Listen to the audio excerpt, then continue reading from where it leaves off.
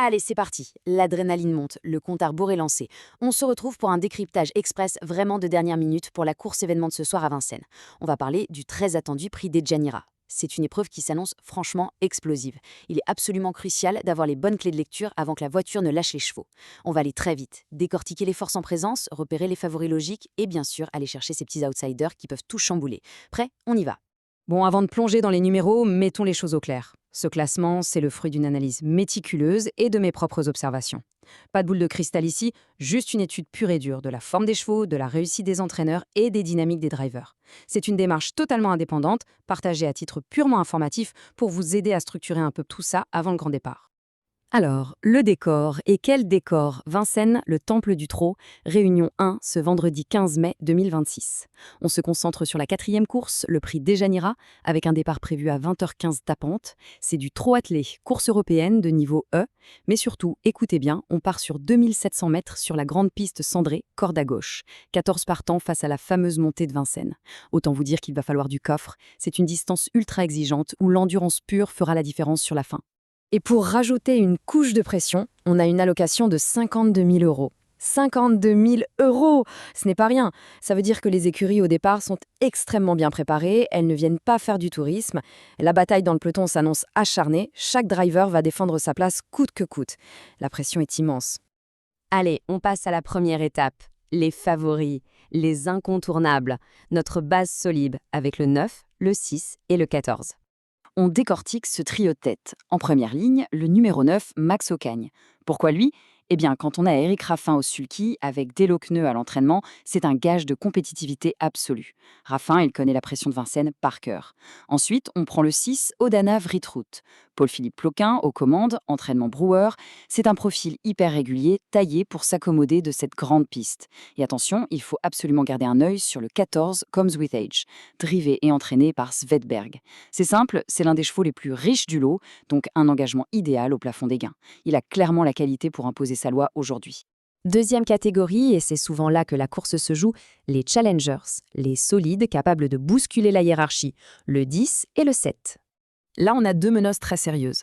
Le numéro 10, jamais. L'équipe Terry en force. Cédric Terry au drive, Franck Terry à l'entraînement. Quand cette famille aligne un cheval dans un quintet, ce n'est généralement pas pour faire de la figuration. L'objectif est visé depuis un moment. Et juste à côté le 7, #Simoni. Le gros point fort ici, c'est la présence de Gabriel Gelormini au sulky pour l'entraînement Bondo.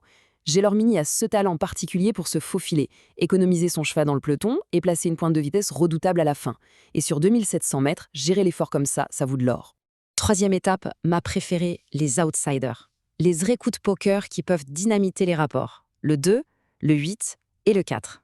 Ces trois-là, il faut les surveiller de très près. On a le numéro 2, Océan, drivé par FD Mieux pour J. Dalman. S'il trouve la bonne ouverture, il a le profil type pour créer la surprise. Après, on s'attarde sur le 8, Cameron, entraînement Westholm, et surtout Alexandre Abrivard aux commandes.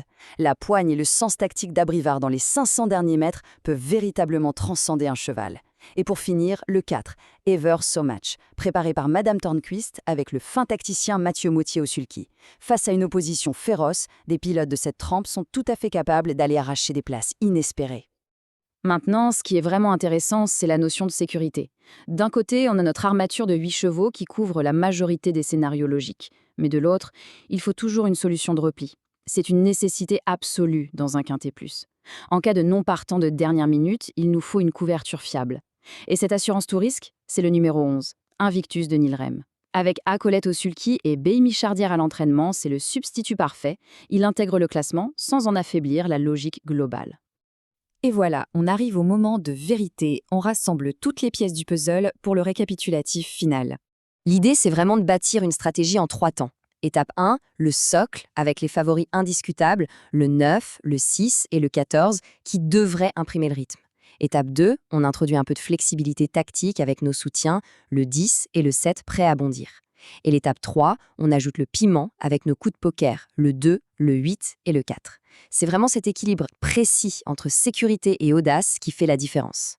Donc voici la combinaison finale à verrouiller avant 20h15.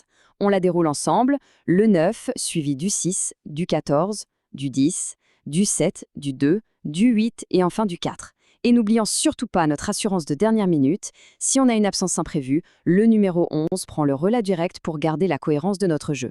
Voilà l'aboutissement de toute notre lecture des forces en présence.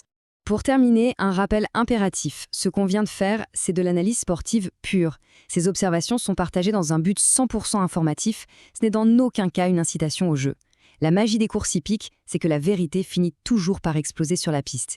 Et la grande question qu'on se pose tous pour ce soir, face à la brutalité de la grande piste, face à ces 2700 mètres impitoyables sur la cendrée, est-ce que les grands favoris auront vraiment le coffre pour survivre à la montée, ou est-ce que les challengers vont renverser l'ordre établi dans la dernière ligne droite? Le suspense est total. Place au sport!